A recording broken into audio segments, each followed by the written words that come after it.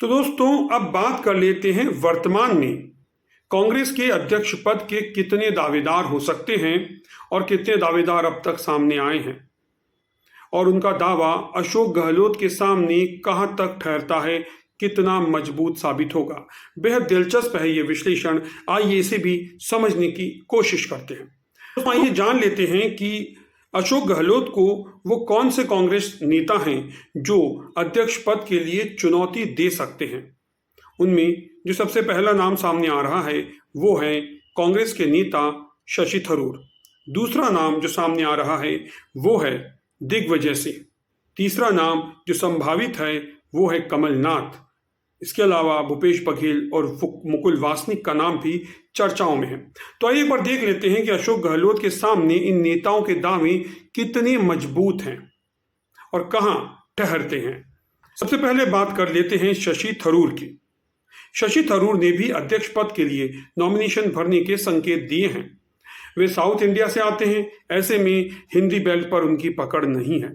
कार्यकर्ताओं के बीच शशि थरूर की लोकप्रियता जरूर है, लेकिन अनुभव के मामले में वे गहलोत से काफी पीछे नजर आते हैं।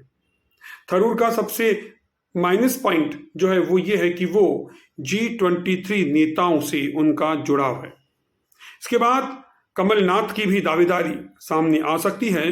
अगर कमलनाथ के बारे में हम बात करें तो कमलनाथ की जो एक कमजोरी है वो ये है कि मध्य प्रदेश में कांग्रेस को बहुमत मिला, वो कांग्रेस के मुख्यमंत्री बने, बावजूद इसके वो राजनीतिक कुशलता नहीं दिखा पाए और मध्य प्रदेश में सरकार नहीं बचा पाए। मध्य प्रदेश में वर्ष 2018 में कांग्रेस ने सरकार बनाई और सीएम भी बने कमलनाथ, लेकिन जब ज्योतिरादित्य सिंधिया ने विद्रोह किया तो अपने विधायकों को रोक नहीं पाए और सरकार को गिराने में बीजेपी कामयाब हो गई।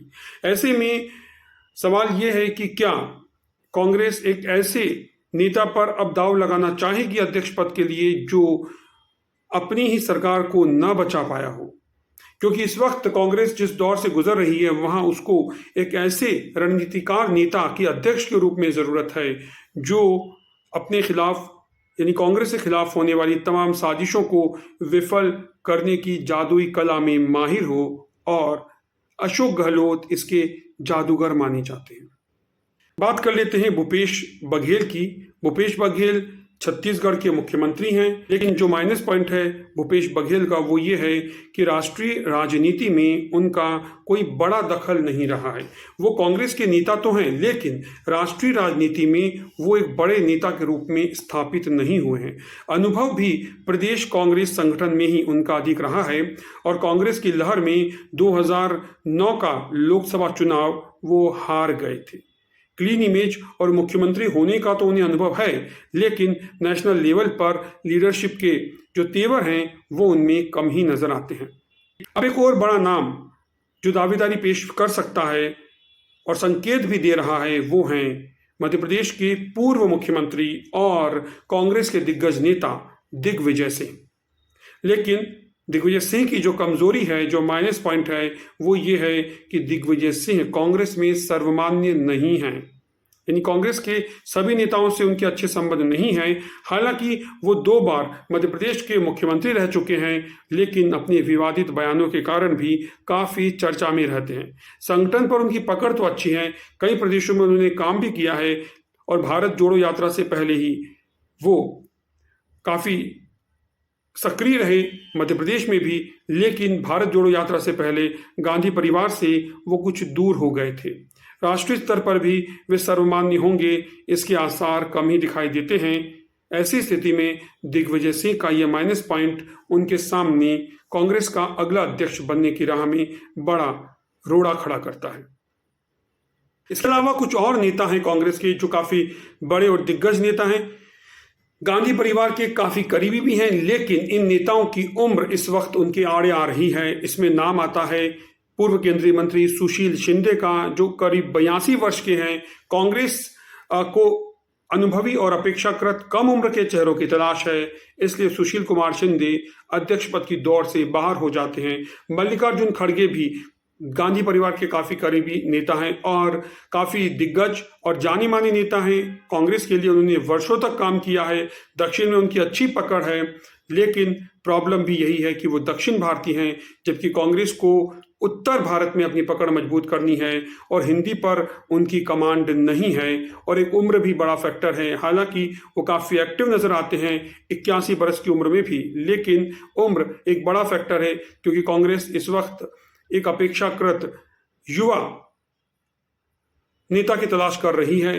जो एक नाम और जो है वो चर्चा में आया था, वो है मीरा कुमार, जो लोकसभा की पूर्व अध्यक्ष रह चुकी हैं, लेकिन उनकी भी उम्र 78 ईयर्स है। साथ ही उन्हें आज के समय के जो ज़रूरी गुणा भाग हैं, जोड़ घटाव हैं, वो उसमें वो उतनी माहिर नहीं है, काफ़ी कुछ कमज़ोर पड़ जाती हैं। वो तेज़ तर्रार नेता नहीं है, सीधी और सुलझे हुए नेता हैं।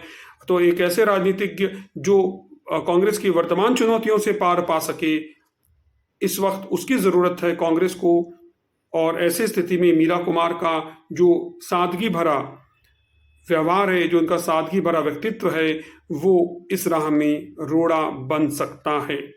तो कुल मिलाकर कांग्रेस के अध्यक्ष पद की रेस में सबसे आगे दिखाई दे रहे हैं अशोक गहलोत, जो राजस्थान के मुख्यमंत्री होने के साथ ही राजनीति में जादूगर के नाम से भी मशहूर हैं।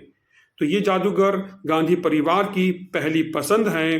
अब देखना ये होगा कि जब ये जादूगर राजस्थान को छोड़कर दिल्ली में कांग्रेस की बागडोर थामेगा, तब क्या वो ऐसा कोई जादू कर पाएगा कि कांग्रेस अपनी पुराने दिनों को दोहरा पाएगी, कांग्रेस वापस से अपने उन सुनहरे दिनों में लौट पाएगी जिन्हें याद कर कांग्रेस नेता आज भी थोड़े सेंटिमेंटल हो जाते हैं।